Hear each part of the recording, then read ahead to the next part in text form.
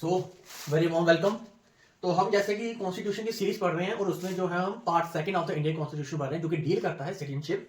कल हमने जो पिछली क्लास में डिस्कस किया था कि article 5 of the Indian constitution जो कि डोमिसाइल के बारे में बात करता है। आज हम जो आर्टिकल डिस्कस करेंगे वो आर्टिकल 6 है ऑफ इंडियन कॉन्स्टिट्यूशन।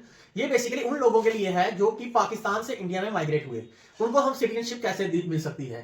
तो ये बेसिकली माइग्रेटेड है फ्रॉम पाकिस्तान टू इंडिया, उनके लिए डिस्कस किया गया हुआ है। फर्स्ट थिंग, जहां तो वो इंसान इंडिया की अनडिवाइडेड इंडिया में, यानी कि इंडिया, पाकिस्तान, बांग्लादेश, इनमें वो बॉर्न होना चाहिए इधर ऑफ हिज पेरेंट्स, कोई भी उसकी मदर या उसके फादर ऑलरेडी इंडिया में बॉर्न हुए हो, या उसके grand parents, grand mother, grand father, अगर वो इंडिया में बॉर्न है तो उनको हम आर्टिकल 6 के अंडर हम उनको सिटीजनशिप दे देंगे अगर वो पाकिस्तान से माइग्रेट हुए हैं। प्लस और दो कंडीशन ऐसी है जो फॉलो करनी है। अगर मान के चलिए 1947 में इंडिया आजाद हुआ, तो अगर 19 जुलाई एक डेट मेंशन की है, 19 जुलाई 1948 से पहले पहले अगर वो माइग्रेट हो गए हैं, 19 जुलाई 1948 से अगर पहले पहले माइग्रेट हो चुके हैं, तो वो इंडिया में एज अ रेजिडेंट की तरह रहने होने चाहिए, ठीक है। लेकिन अगर 1948 के बाद आते हैं, 19 जुलाई 1948 के बाद इंडिया में माइग्रेट होते हैं, यानी कि इंडिया आजाद हो चुका है, उसके बाद अगर माइग्रेट होते हैं, तो उन केसेस में क्या है, उनको रजिस्टर करना पड़ेगा।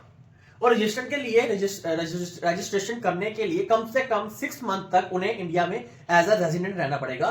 उस केस में इन लोगों को हम लोग Indian citizenship under article 6 of the Indian constitution provide कर सकते हैं। बहुत आसान है, सिंपल सी बात है, आप फिर से देख लीजिए।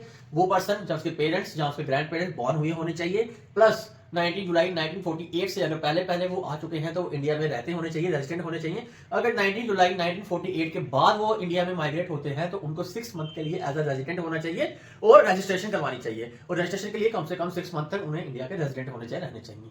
जी, आर्टिकल 6 ऑफ इंडियन कॉन्स्टिट्यूशन है, बहुत सिंपल है। फिलहाल आप देखोगे आर्टिकल, हमने आर्टिकल 5 पढ़ा, 6 पढ़ा, 7 पढ़ा, 8 पढ़ेंगे, 9 पढ़ेंगे, 10 पढ़ेंगे, 11 पढ़ेंगे। इन सब में सिटीजनशिप की बात की है किस टाइम पे, at the commencement of the constitution, जब कॉन्स्टिट्यूशन बन रहा था उस टाइम पे कौन कौन आदमी सिटीजन बन सकता है। और बाकी जो सिटीजनशिप है वो हम सिटीजनशिप एक्ट 1955 में पढ़ेंगे, वो हम डिस्कस करेंगे किस तरह से आप सिटीजन बाय बर्थ है, बाय नेचुरलाइजेशन है, अलग अलग तरीके है।